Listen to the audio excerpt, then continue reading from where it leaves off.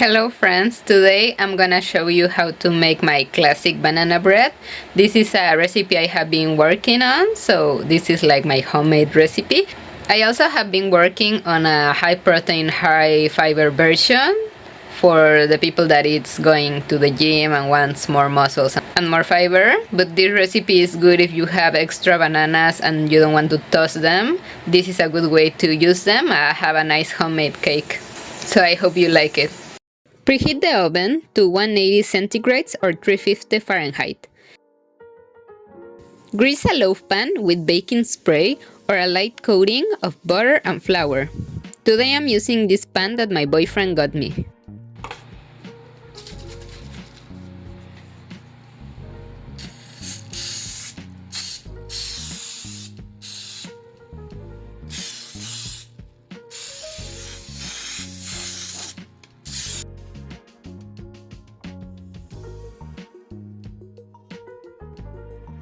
In a large bowl, mash the bananas until smooth.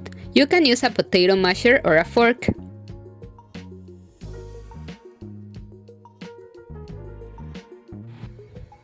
Whisking the egg, the vanilla, sugar or Splenda, I prefer Splenda,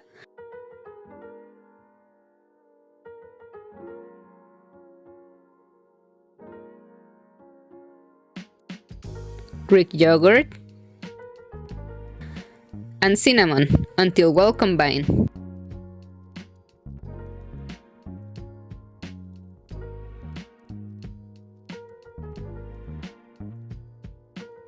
Personal note, I really love this Splenda because it is low sugar, but if you want to use regular sugar, the result is the same at the end.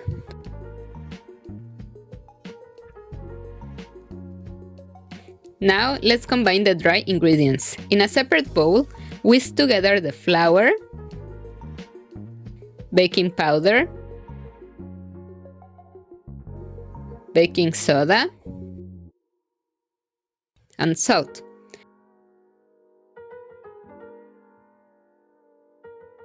Gently add the dry flour mixture to the wet banana mixture, using a spatula or a whisk. Stir until just combined. Do not overmix or the bread will become heavy.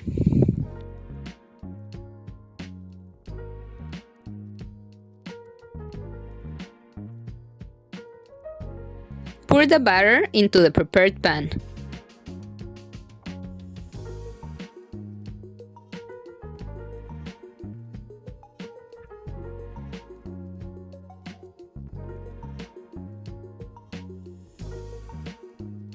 Smooth the top with your spatula and shake the pan so the content is even.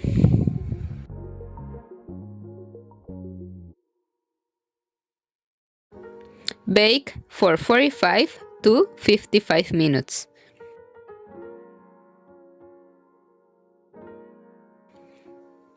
You know it's done when a toothpick inserted into the center comes out clean. This is how it looks. As you can see, it has a very pretty brown color.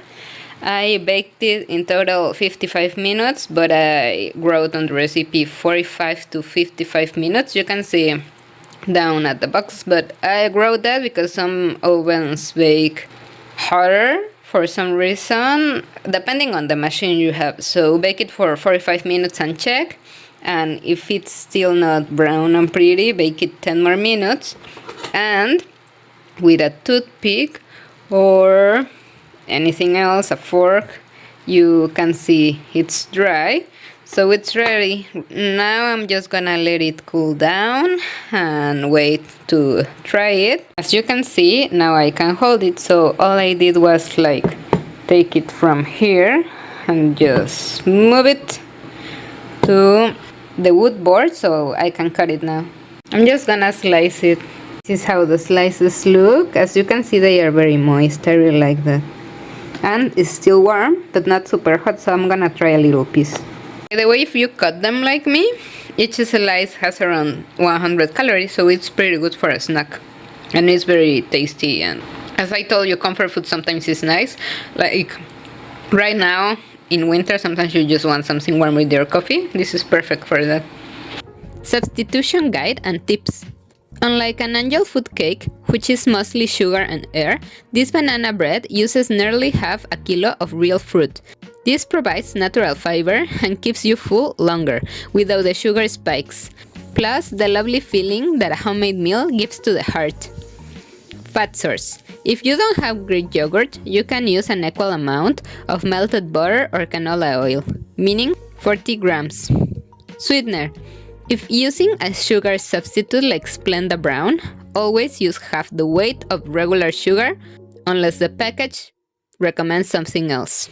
So for example, if you're using 20 grams of Splenda, you're gonna use 40 grams of regular sugar. Flour. Whole wheat flour adds a nutrier flavor and more fiber, so I would recommend it if you have it. But if not, all-purpose white flour works perfectly for a lighter texture. Banana tip. The uglier the bananas, the sweeter your bread will be. This was the point of the recipe, a way to rescue those old ugly bananas. A note on the macros.